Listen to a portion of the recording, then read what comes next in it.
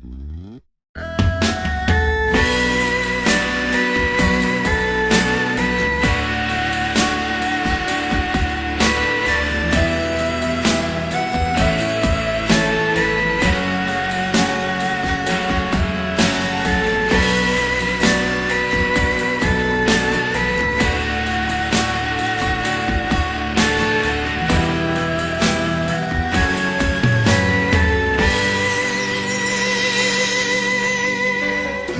្នេហ៍ក្បត់មកដល់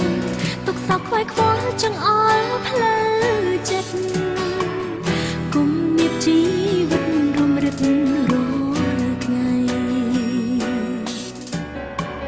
មានត្រឹមបេះដូងស្មោះ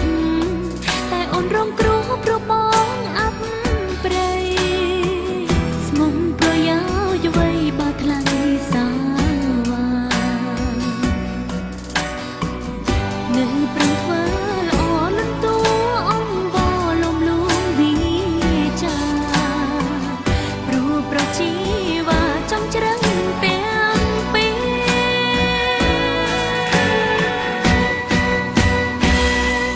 ក្តីស្រឡាញ់អូនព្រមតែចេញឲ្យឆ្ងាយបងផ្លែក៏ប្រឆាំឆៃគ្មានបំណងឆ្ងាយពីស្រីតែអារម្មណ៍មិនអាចព្រមយកលើមួយដែលមនុស្សបីកាត់ភក្តីរំលែកใจឲ្យអ្នកផ្សេងចាប់ត្រីដៃពីជីវិតគឺអូន